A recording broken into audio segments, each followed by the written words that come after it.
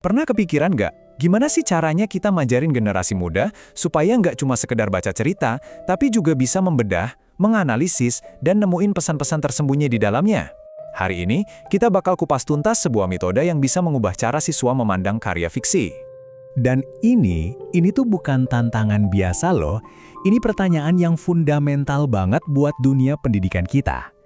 Ternyata jawabannya mungkin ada pada cara kita mendekati sebuah cerita.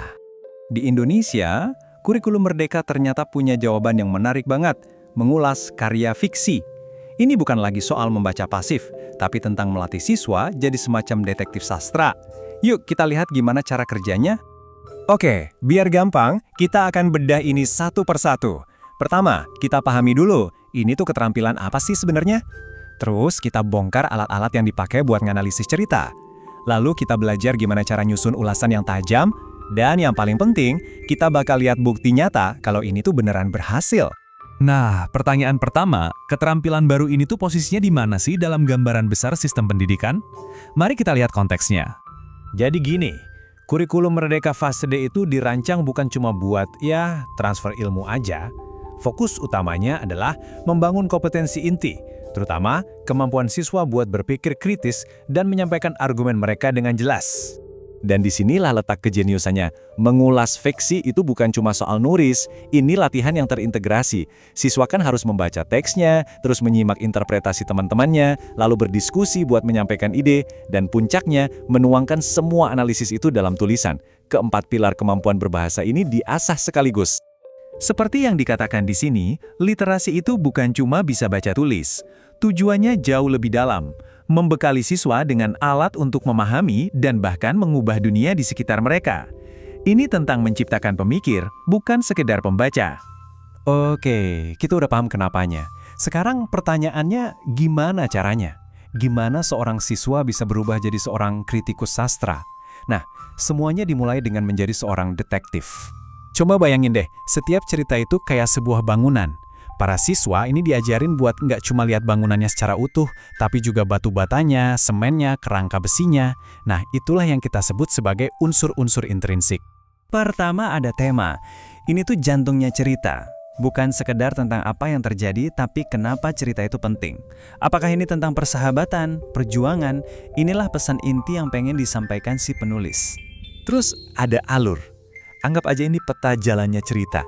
Rangkaian sebab akibat yang membawa kita dari awal, ngelewatin konflik, sampai akhirnya tiba di sebuah kesimpulan. Tanpa alur yang jelas, cerita bisa jadi berantakan. Tentu aja, cerita nggak bakal ada tanpa tokoh. Di sini, siswa belajar menganalisis bukan cuma siapa karakternya, tapi juga kenapa mereka begitu. Apa sih motivasi mereka? Apa ketakutan mereka? Inilah yang bikin karakter terasa nyata. Selanjutnya adalah latar, ini panggungnya.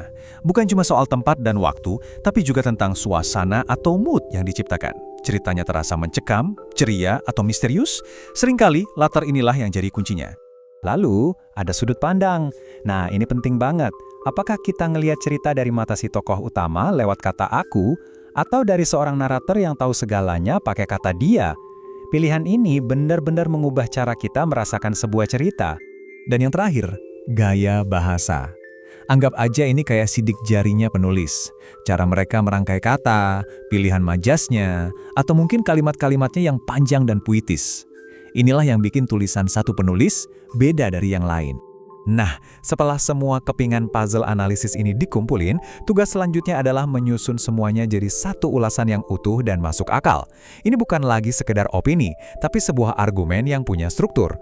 Nah, ada 5 langkah yang jadi cetak birunya, mulai dari identitas karya, orientasi, sinopsis singkat, lalu masuk ke analisis mendalam, dan ditutup dengan evaluasi yang seimbang.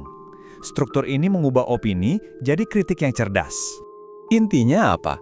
Struktur yang rapi ini tuh kayak ngasih peta buat pembaca. Jadi setiap argumen yang disampaikan jadi logis, teratur, dan yang paling penting, gampang dimengerti. Oke, ini semua kedengarannya bagus ya di atas kertas. Tapi pertanyaan besarnya, apa ini beneran ngefek di dunia nyata? Apa ada dampaknya buat para siswa? Nah, ternyata ada loh yang nguji metode ini langsung di kelas. Sebuah studi di tahun 2024 dilakukan di sebuah SMP dan hasilnya bukan sekedar teori, tapi bukti nyata yang menarik banget. Dan coba lihat data ini. Sebelum metode ini dipakai, cuma 40% siswa yang minat baca sastra. Sesudahnya, angkanya lompat jadi 80%. Naik 2 kali lipat loh. Ini perubahan yang dramatis. Dan yang lebih keren lagi, 90% siswanya sekarang mampu menganalisis cerita dan menulis ulasan kritis mereka sendiri. Mereka nggak cuma jadi konsumen cerita, tapi juga produsen pemikiran. Jadi, ini bukti kalau metode ini tuh bukan cuma soal nilai bahasa Indonesia aja. Ini soal ngelatih otak buat berpikir analitis, berani berpendapat, dan bahkan jadi lebih berempati. Ini adalah keterampilan hidup. Keberhasilan ini benar-benar ninggalin kita sama satu pertanyaan besar. Kalau pendekatan yang tepat bisa melipat gandakan minat baca, bayangin deh, potensi apa lagi yang bisa kita buka kalau kita fokus ngajarin siswa bagaimana cara berpikir, bukan cuma apa yang harus mereka pikirkan.